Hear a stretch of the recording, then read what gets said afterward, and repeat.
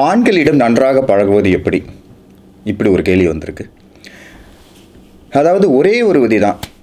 அதை பேசுகிறதுக்கு முன்னாடி என்னை பேச வைத்து கொண்டிருக்கும் எல்லா குருமார்களையும் வணங்கி இந்த உரையை தொடங்குகின்றேன். உலகத்தில் உள்ள எல்லா ஆண்மகன்களும் அந்த மரியாதை இருக்கு இல்லையா, அந்த மரியாதையை ரொம்ப எதிர்பார்ப்பாங்க. எல்லா ஆண்களும் ஒரு தனித்தன்மை வாழ்ந்தவங்க. தான் பண்ணணும், தான் நினைக்கணும், அந்தமாரி ஒரு மரியாதை உள்ள ஒரு பேசிக் நேச்சர் அது. அந்த நேச்சரை நம்ம மாற்ற முடியாது. அப்போ நம்ம அந்த நேச்சருக்கு நம்ம என்ன பண்ணலாம்? அந்த மரியாதைன்றது ஒரு விஷயத்தை நம்ம கண்டிப்பாக நம்ம இது பண்ணிக்கணும். மரியாதை இருக்க முடியாதுன்னு மட்டும் கண்டிப்பாக நம்ம நினைக்க வேண்டாம். ஏன்னா ஒரு அலுவலகத்தில் நம்ம வேலை செய்கிறோம், நம்ம பாஸ் நமக்கு பிடிக்கல, இருந்தாலும் அவர் என்ன சொன்னாலும் ஆஹா ஓஹோ சிரிச்சிட்டு நம்ம பண்ணுறோம் இல்லையா? ஸோ அதேமாதிரி நம்ம இருக்கணும்னு நான் சொல்லலை. அதாவது நம்மளால் நம்ம மாற்ற முடியும்.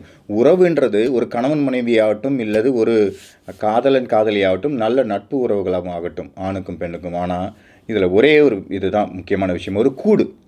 அது 2 பேரும் சேர்ந்து இது பண்ணணும். இப்போது பெண்களாகிய நம்ம என்ன பண்ணோன்னா, அவர்களுக்கு நம்ம என்ன what I can offer it to enhance that person, அவங்களுக்கு நான் என்ன பண்ணி அவர்கள் வாழ்க்கையை ஒரு அழகான விஷயமாக மாற்றுறது. அதனால் ஒரு அழகான பெனிஃபிட், ஒரு கூடு அப்போ தான் கட்ட முடியும். அப்போது எந்த ஒரு விஷயத்துலேயும் ஒரு ஆணை நாம் தரக்குறைவாகவோ இல்லை அவமானப்படுத்துகிற மாதிரியோ, எஸ்பெஷலி சபையில் 4 பேருக்கு முன்னாடி நம்ம பண்ணும் பொழுது எந்த ஒரு ஆணுக்கும் பிடிக்காது. இது மொதல் பாயிண்ட். 2வது என்கரேஜ்மெண்ட். எது பண்ணாலும் நீங்கள் இது தான், நீ இது வேலைக்கு ஆக மாட்டேன், நீ அதுக்கு வேலைக்கு ஆக மாட்டேன்னு நம்ம சொன்னோன்னு வச்சுக்கோங்களேன், அந்த இடத்துல அவங்களுக்கு அதுவும் பிடிக்காது. அவர்களுக்கு அப்படி சொல்கிறத வேறு விதமாக சொல்லுங்கள். ஓ நீங்கள் இது பண்ணுறீங்க, இது இப்படி பண்ணால் நல்லா இருக்குன்னு நீங்கள் சொல்லி பாருங்களேன், எல்லா ஆண்மகன்களுக்கும் பிடிக்கும். இது 2. 3வது விஷயம், என்னதான் ஒரு ஆண்மகன்னா கடைசியில் அவர்கள் ரொம்ப தன்னுடைய உணர்வுகளை ஷேர் பண்ணுறது அவர்களுக்கு தன் மனைவியோ இல்லை அந்த காதலியோ அவங்ககிட்ட தான் ஷேர் பண்ணுவாங்க. நல்ல ஒரு நட்புக்கிட்ட ஷேர் பண்ணுவாங்க. அப்படி நம்ம பண்ணுவோம். அப்படி இருக்கும் பொழுது அந்த டைமில் உண்மையாகவே நம்ம காது கொடுத்து கேட்டு, உண்மையாகவே நம்ம அவர்களே தப்பு பண்ணால் கூட, இல்லை நீ இன்னும் பண்ணுவ, நீ நல்லா வருவ, நீ ஜெயிச்சு காட்டுவேன்னு நீங்கள் சொல்லி பாருங்களேன், எங்கே போய் நிற்கிறாங்கன்னு பாருங்கள். அந்தளவு ஒரு அற்புதமான விஷயத்துக்கு மாறுவாங்க. எப்படி ஒரு பெண் தன் தந்தையை எப்படி பார்ப்பாங்களோ அதே மாதிரி நீங்கள் உங்களுடைய பார்ட்னரை நீங்கள் அந்த கோணத்தில் வச்சு பாருங்களேன். இதில் நிறையா விஷயம் உங்களுக்கு நல்ல விதத்தில் ஒரு மாற்றம் கிடைக்கும். எப்படி நீங்கள் உங்கள் அப்பாவை பார்ப்பீங்க, ஒரு ஹீரோ மாதிரி பார்ப்பீங்க, அப்பாவை எப்படி ஹேண்டில் பண்ணுவீங்க, அதே மாதிரி உங்களுடைய பார்ட்னரும் ஒரு தந்தை ஸ்தானத்தில் வச்சு பார்க்குறதுல என்ன நமக்கு பிரச்சனை?